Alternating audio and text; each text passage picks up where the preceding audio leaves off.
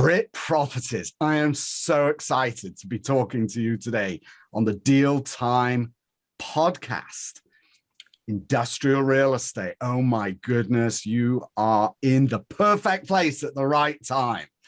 So let's start with, if you don't mind, please introduce yourselves. Name, rank, and serial number there at Brit Properties. Tell me who you are, and then we'll roll into the story of the company. Tell me who you are and what you do, and then we'll roll into the story of the company. Joel, why don't you kick off?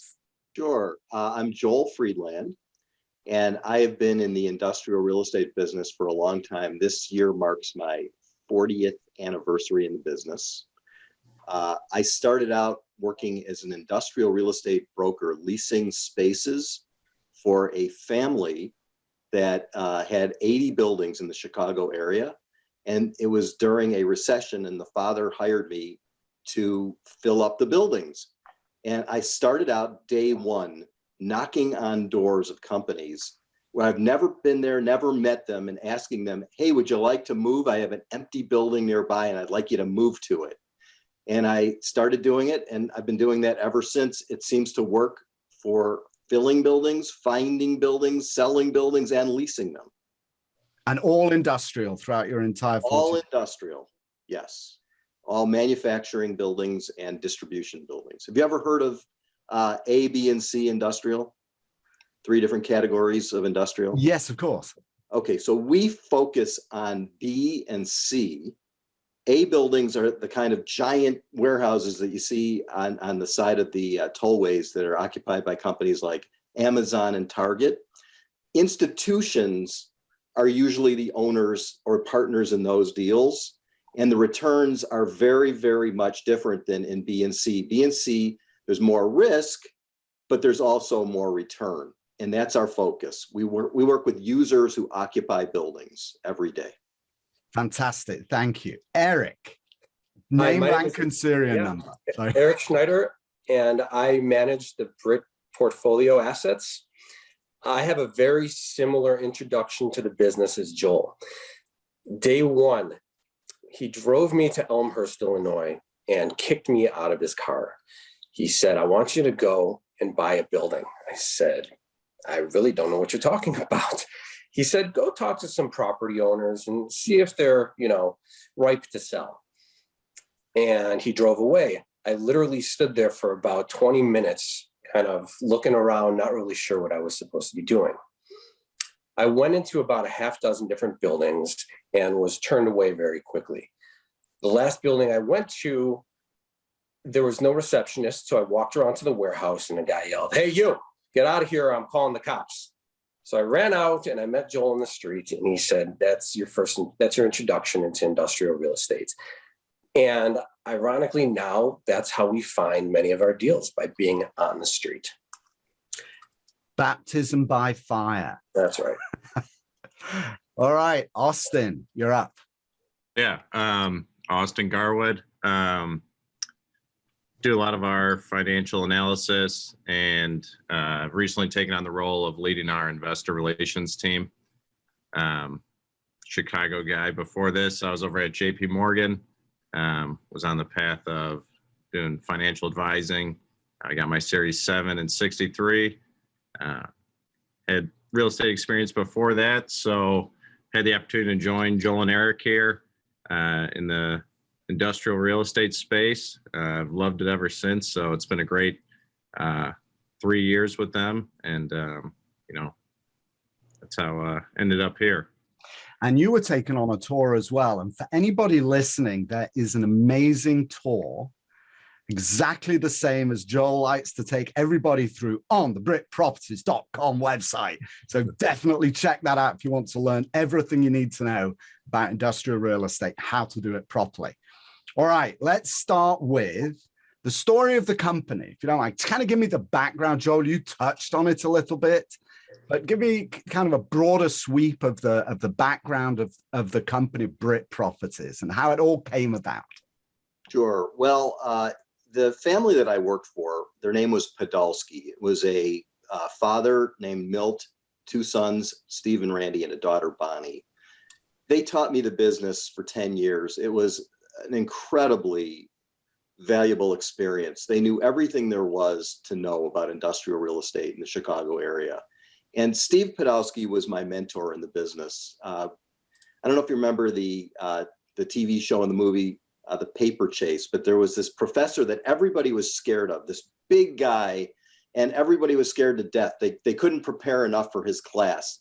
Steve Podolsky was my Professor Kingsfield. He taught me the business. And after a while, I realized that I could not be a partner in a family business that only had family members, and it wasn't my family. So I ended up telling Steve and his family that I had to go start my own business because I couldn't be partners in a family business with someone with a family that didn't want an outsider to really be a meaningful partner. So I put together a group of other real estate brokers, and we decided to start our own business brokering. And also I had watched the Podolsky family buying and selling and leasing buildings that they owned with groups of investors. And I decided I was going to model my business after that. Syndication, but with a heavy emphasis on acquisition and leasing with super intense market knowledge. The key to this whole thing is knowing everybody, having market knowledge. And so I had learned that working for the Podolskys, started the new business, built it up, and then sold it to a much larger organization in 2014. I don't know if you know this, but when people sell their businesses, very often they don't stay a long time, even though they thought they might. So I ended up leaving and starting Brit with a small group of people. And we built it up to be more or less the same model, doing the same thing that we've been doing for many, many years. Just incredible attention to detail and who the market is serving. Eric. Yes. What do you like the most about industrial real estate? The relationships and walking up and down those streets. Joel touched upon it. We know everybody in the market. We know hundreds of brokers. We know the tenants. We know the owners. I get to walk in buildings where they're making stuff, things that you wouldn't expect to see. And all of these relationships lead to deal opportunities for us. And we've made many relationships and done many deals just through walking through these neighborhoods and meeting all these people. So every day I'm meeting somebody new. I'm seeing a different business, new manufacturing plants, and that's very cool to see. Joel. Yeah. What are Brit Properties' greatest strengths? We are market mavens. We're market experts. So I will give you an example. Eric and I right now are trying to buy a building in a small industrial park. It's in this area in Chicago that's on the very far northern edge of the city. What we did is we ended up going to all the buildings in that park, 11 properties, and we stopped in at each and every one. We own a building in that park. So one of the 11 happens to be ours. And we have 2 tenants in that building. So we know the market very well. We've made 2 leases there with one company that manufactures children's exhibits for children's museums. Fascinating business owned by a couple, a little behind the scenes. They're divorced and they own the company together. It's a very interesting dynamic. We get to know our tenants very well. And then the neighbor in the same building distributes HVAC equipment. So we know all the buildings. There's a building on that street occupied by a company that makes safety equipment for welding companies. We're buying that building. And the secret is that we know all 11 buildings, all the owners, and we know what the rents are because we're intimately involved in it. That's what separates our way of doing business from some of the institutional and larger groups. We're a boutique. And so our business is knowing the business, knowing the people. As Eric said, the relationships are everything. Austin, what makes you the most excited about industrial real estate and the work that you do on a daily basis today? I would say the creativity that comes with all the different aspects of whatever project we have going on. So whether it's getting creative, working with a tenant on how they can utilize a space best, getting creative as to how we can take a building where in industrial, you've basically got a box with walls, and all the different creative solutions that you can come up with to transform that building to its best use. So, whether it's turning into like a transportation hub and seeing a building as is and thinking to yourself, well, what if we do this? What if we add docks all throughout the whole building and split and divide it up? So, getting creative with the building itself, getting creative with, our content and our marketing is awesome. And, being able to wear a lot of different hats and meet all of our different tenants and see how they utilize all of the spaces. That's definitely the most exciting part that I've found so far. And can I add to that? Something that's great about this group, the group that you're watching right now, is that we all do everything. We're all brokers. We all do acquisitions. We're all on the streets trying to find deals. We're all doing analysis on our tenants and on possible purchases, possible acquisitions. We're all managing our properties, talking to our tenants. We're all doing everything. And it's just gives us that experience to be able to handle all of these different situations. Yeah, I mean, we've spoken before, and the idea that I have, not sure you embrace it quite the same, but the way I see it is that you are, I have a PhD, which makes me a doctor, but I see you as being kind of doctors on the backbone of America, the industrial backbone. When you talk about your tenants and what they do, it is just fascinating, isn't it, Joel? Yeah, it's interesting that you brought up the doctor comparison. Unfortunately, my mother-in-law had pancreatic cancer. She was diagnosed about a month and a half ago, and she had surgery called the Whipple procedure. Anybody who knows about pancreatic cancer knows that the chances of surviving 5 years is about 8%. But the Whipple procedure increases the likelihood that you're going to survive. And it's a rough surgery. It's a many-hour surgery. And when they chose their surgeon, they wanted to make sure it was somebody that had done many, many Whipples, had a very good reputation, and someone that they could count on, because literally her life was at stake. And so they chose this particular doctor, and she had the surgery, and the surgery was successful. She's having a hard time recovering because she's 82 and it's hard. But that's exactly how we look at it. We are such specialists that when people either look to us for leasing or for investment, we just know so much about our market that if someone interviews us and then interviews someone else, they could talk to 5 other people. They're going to walk out of the meeting with us and say, oh my God, those guys know their stuff. And that's really what we focus on. This whole team, all 3 of us, plus our back office people, we've been doing this for a long time. Our accounting people, the whole group, there's 3 back there, 18 years of experience minimum. So we're very, very experienced and focused on the details. We're great on details. All right. So tell me this, Joel. What are the company's weaknesses and how do you overcome them?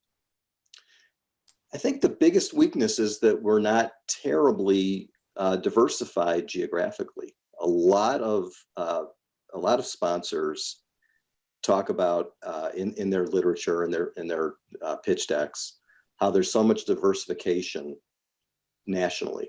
And I wish we were. I wish we could do that. But we've made a decision that we want to be very, very tuned into one thing well, like that surgery comparison. We want to do one thing really well. And B and C industrial is a very specific niche. Every city has B and C industrial, but Chicago is the largest industrial market in the country. It's centrally located. There's 1.3 billion square feet, buildings of every shape and size with people inside doing every kind of manufacturing and distributing you could imagine. with 20,000 companies out there, and those companies are the backbone of America. Our kind of tenants, we have national tenants. We have Comcast and AT&T and the U.S. Postal Service, but we've also got a guy who was on Shark Tank, who in season 1 made a deal, which, by the way, after he signed it, it never got finished. So he owns the whole company himself without the Shark Tank guy. He makes protein bars in one of our buildings. And so we really, we feel that the diversification is really important for everybody, but not us. And that's a weakness. People will say, well, you're only in Chicago. But you are diversified across your tenant base, though, aren't you? Definitely. Eric, we're how many different markets are we in? What would you consider them? I'd say we're in 5 or 6 different markets in the Chicago area. Yeah, everywhere from North Lake County to west of Fulton Market in the city. There are about just 6 different market sectors that we're in Chicago. We love the city. We love the city. The city's the best. For some reason, city buildings change dramatically. Most suburban buildings are just cash flow deals. In the city, there's an explosion of value when the neighborhood changes. We've had that happen a bunch of times. It's been very exciting. Eric, what do you find the most challenging on a day-to-day basis? It's very important to us to pay attention to every single detail of every single deal, of every single building, and every single lease. We've learned some hard lessons over the years that you can't take anything for granted. You really need to pay attention to every word of every lease, to every square foot of your buildings. We bought a building. We bought a building that, I don't know if you know, but 70% of the world is covered in water. Water, property owners know that water is probably the single biggest problem when it comes to their buildings. Roofs can leak, drains get backed up. There was a building that we bought that we didn't know it, but it had a trench drain next to it. We just missed it. And there was after we bought the building, there was a huge storm, and the dock filled with water and the parking lot filled with water. We're never going to make that mistake again. You know, we learn from our lessons. We pay attention to every small detail. And I know Joel has another story along those lines of another building that we missed something, so he could tell you about that. Before that, water is our enemy. I mean, first of all, Chicago is amazing because Chicago is one of the markets that's the largest real estate market for industrial that has fresh water that's endless. I know that where you're located, sometimes you have to watch how long your shower is. They don't care here. Lake Michigan, it has endless water. So people who manufacture products and need water, like these food companies that have just tons of water coming in, they love Chicago. And Chicago's, it's a great water town. So we don't have to worry about where it's coming from. It's not the Colorado River. But the problem is that water is also our enemy. We have roof leaks are our biggest problem, I would say. Even good roofs. You put a brand new roof on, roofers aren't perfect. So our biggest struggle is water. And it's really interesting. Eric, I forgot about this one. We had a tenant that didn't pay his utility bills, and on the weekend, because it freezes in Chicago, if your pipes freeze, your sprinkler pipes, they explode and water goes everywhere. Eric calls me on a Saturday night and he says, "Oh my God." I got a call. I was at my son's basketball game and I got a call from the Mundelein Fire Department, and they said, "Sir, it looks like it's raining inside of your building and we can't get inside." I said, "Oh, I know exactly what that means." I got to the building, opened the doors, and a river of water came out. It was just a very messy situation. Yeah, it was terrible. So we had to figure out how to get the water out. So we got one of those, what was the name of the big company that takes water out? The remediation company. Yeah, ServPro or somebody. They gave us an $80,000 bid to come clean it up that night. And we called someone we knew. Again, it's all details. Eric had a guy, calls him up, says, "Can you help us?" And it's just a guy, not a big company. He says, yeah, how much was it? Like 11? It was $12,000 to do, after we had a proposal for $80,000 to get rid of it. Did it for $12,000. We got it cleaned out. We got it dried out, fixed the pipes, fixed the roof. It was quite a scene. Yeah, another detail is floors. Floors are a huge issue in industrial properties. And every tenant wants us to seal the floor. You know what a concrete floor looks like when it's just plain concrete? They like us to put an epoxy finish, like a bluish tone, like your shirt, like my shirt, gray or blue. They're beautiful. They look like an ice skating rink. But we've learned that you can't be a landlord and put someone's floor in for their operation, because we had a company called Best Croutons. They made all the croutons for McDonald's. That was their business. The former, the owner of the company was a former board member of McDonald's, and they said, we need you to start companies and make straws and make croutons and make meat. So the guy moved his crouton business into our building, and he said, we want you to seal the floor. And I don't like sealing floors. I've had a few problems in the past, but in a moment of weakness, detail, I said, yes, we'll seal the floor.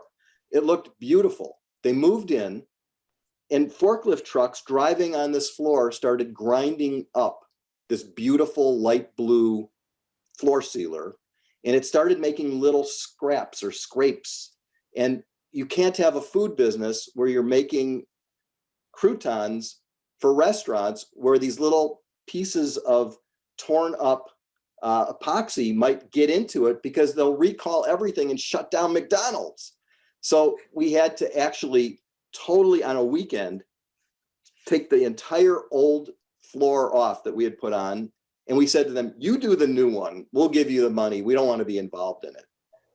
Details like that, vitally important. We have to know those things. And again, I'd say, Eric, you and I agree, we're never going to seal someone's floor ever again. Let them do I'm meeting with a potential tenant for one of our new buildings, and they want to put in a salmon smokery, a salmon smokehouse, and they're going through the build out with me. And the one thing they said was, so what do you want to do about the floors? And I pretty much had to say, well, what do you want to do about the floors? You know what it's going to take to clear with the FDA, and we're not going to be touching the floors. So yeah, that's something that I agree with Joel on. Joel, tell me about the opportunities that Brit Properties has in front of you going forward. What are the big opportunities? Sure. So we syndicate deals one at a time. We've done funds in the past, and what we have found is that investors prefer to look at a specific deal and make a decision as to whether whether the fundamentals of that deal make sense for them. And I don't know if anybody else on the call feels the same way, but I am a skeptical investor. When we talk to investors, we know that they're skeptical. And we have 200 investors, and they all ask different varieties of questions, different levels of questions. For each deal, we have to know our details. So we've got these buildings that are in the queue. They're lined up to be acquired.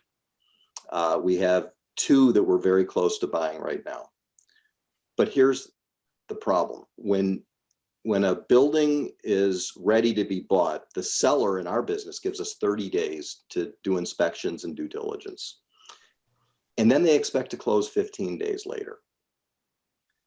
We can't close 15 days later unless we have the money raised, but we can't start raising the money until we've completed our 30 days of due diligence. So we've come up with a new concept. It's new to us, but it's not new to other syndicators and sponsors, and it's called Inside GP or co-sponsor, where we bring investors in, we put a pool of money together, and those investors are with us as part of the house. Because Eric, I would say your explanation of this is better than anybody's as far as what it's like to be on the house side, and Austin can give the details. We're sharing the house side with people who put the money up so we can close fast. Let's leave that as a teaser for the podcast that we're going to do on that exact subject, right? So if you hear what Joel's saying now, make sure you listen to the podcast episode where we discuss the co-sponsor deal that is on the table right now. For now, however, I'd like to know a bit more about your investment philosophy. And I'm going to ask you a question that goes like this, because I know you've been asked it before. As an investor, all I want to do is make money. Why the heck don't you make me more money by taking on more debt?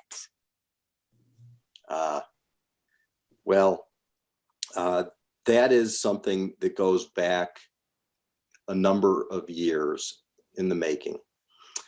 Industrial property is a great investment.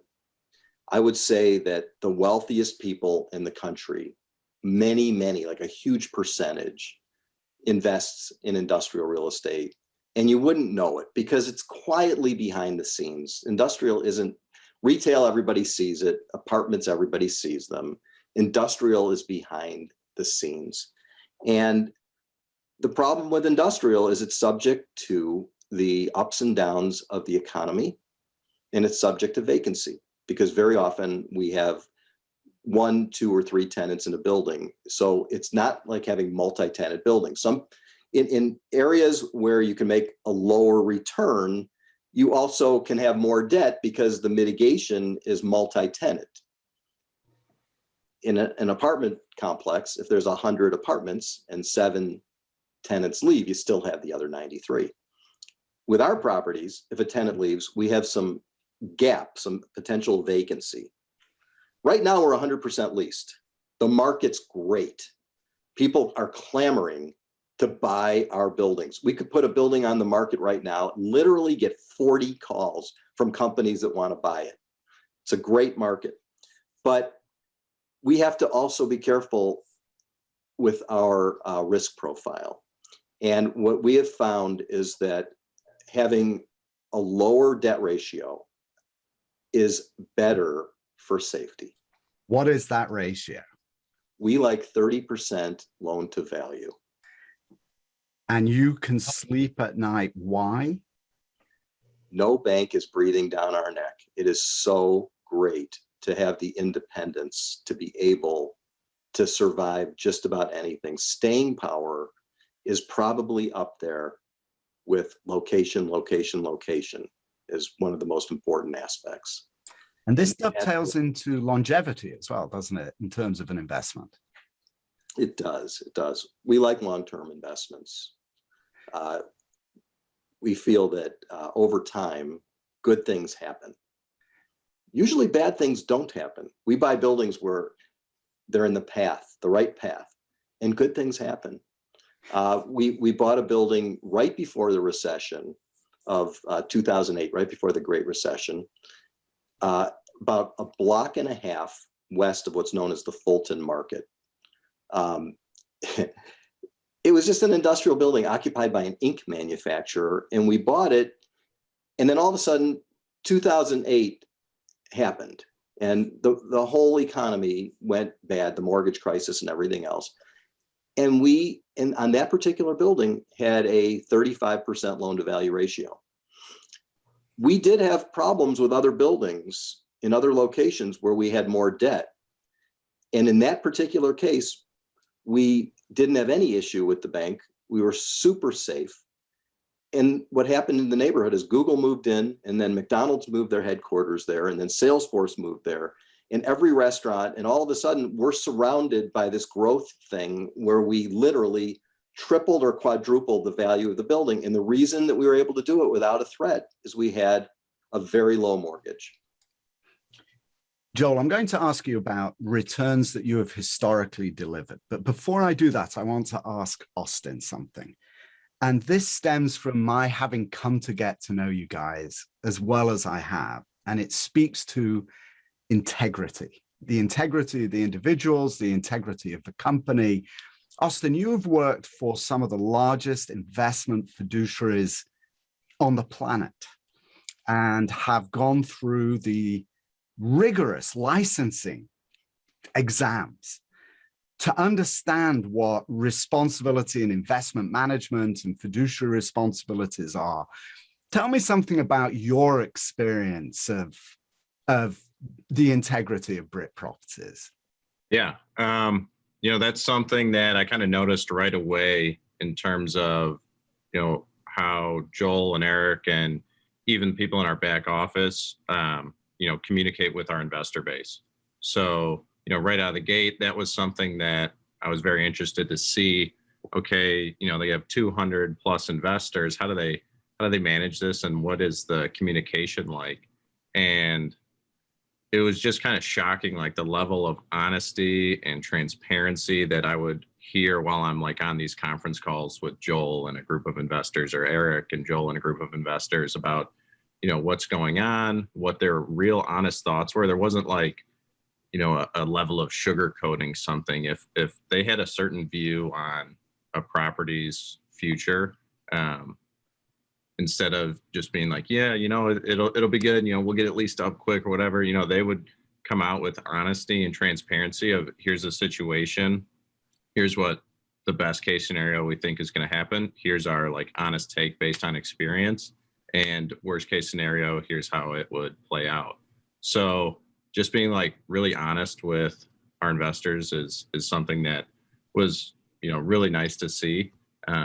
And I think, if I was someone as in our investors' position, usually they're very sophisticated people, so they're going to see through, any kind of sugarcoating. So, I just really enjoy the way that we've kind of placed ourselves with how we handle speaking with our investors and, the level of transparency that we're able to provide.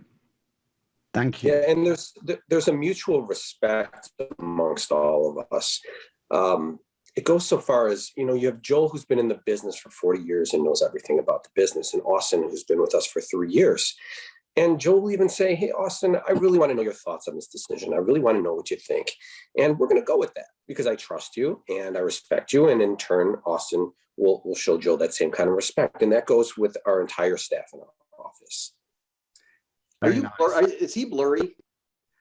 Just a little bit popping in and out. It's not critical. I've seen worse. Me? Joel. Yeah, Joel. So let me ask you this. So as an investor, right, one of the big questions that we have, of course, is what's in it for me? So tell me, what kind of returns have you, not as though they are not guarantees of anything in the future, right? We all know that. But historically, what kind of returns have you delivered to investors? So we have a track record of having bought 91 properties. We track them very carefully, going all the way back. And our average annual return is 14%. Now that does include cash flow plus appreciation when we sell a property for a profit. Our goal is to hit 7 or 8% cash flow yield. We have a few local billionaires who are investors with us, and we have people who run hedge funds, and they're very sophisticated. They're all looking for yield. Yield is big. We are not one of these groups that says we're going to develop something new, and in 3 years, if it works well and our gamble pays off, you'll make 17%. We're cash flow driven. Now, what happens when you're cash flow driven and you have multiple properties is sometimes you get very, very lucky and you sell something for a big profit and you didn't see it coming. We can't plan for a big profit. That doesn't work. That's fake.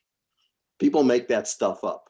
We know that what we're doing is we're going for the steady quarterly cash flow. Every quarter, Austin's changing it so that we're going to be sending our distributions by ACH to everybody. But right now, we still send checks every quarter. And my favorite day is cash flow day every quarter, where I sign hundreds of checks. And the investors, they love it. Some of them have gotten to know us very well. I've got 2 guys in Florida. I can count on it like clockwork. right at the end of each quarter, they send me a text. How much is my distribution this quarter? And I called Peter in the accounting department and I say, how much is Paul's distribution and how much is Steve's distribution? And I text them back, 13,000, 9,000. And Paul say, why is it more this time? Why is it less this time? It's fantastic. And then I've got someone in New York who is the daughter of one of my original investors. The investor passed away, and I've got the 3 kids that I send checks to every quarter. One of them really likes to know when the check is coming. She wants to know the day. So investors get a great return because we're B and C. If we were A, industrial, the returns on those are down in the 4.5 and 5. We give double the return on yield, which is why the wealthy, sophisticated people really like our stuff. Hey, Joel, I have a question for you. We've had vacancies over the years. Mm-hmm. When was the last time that you can remember that you didn't send out a distribution check? The last time that I didn't send out at least a group of them. Mm-hmm. Never. Never. We always have distribution, but some people do occasionally have a disruption or there's a stoppage in their distribution for a particular property for a period of time, like Roselle. We had a tenant that moved out, and what's the reason that the cash flow stopped there? You gave them free rent, right? Yeah, we had to give them some free rent. We had to do some work inside of the building. So that building's not generating cash flow for about 6 months. And it's disappointing. But luckily, almost everybody in that deal has other deals with us, so they still get a check. It's just slightly reduced. All right, so let's now use that to segue into the last question. I know this is your favorite question and the perfect way to end a company introduction. Why should individuals not invest with you? Oh, that's a great question. Well, there are 2 answers that I have. My favorite 2 answers why not. Number 1 is we're not perfect. Okay, we're gonna make mistakes. There are multiple decisions every single day. And if someone's looking for us to sell them as to how everything's going to be perfect, they should not invest with us. Because, and we admit our mistakes, we admit them very quickly, and we apologize and we explain it. That's a major thing that I think if I were looking at somebody else, I would want them to treat me that way. I don't want them selling how great their deal is. I want them to tell me that they're human and we're vulnerable. So number 2 is we're vulnerable, and we're vulnerable to the dips in the economy. And we're vulnerable to the fact that we may have a building at a given point in time that is not leased for a period of time. And we have to deal with that vacancy.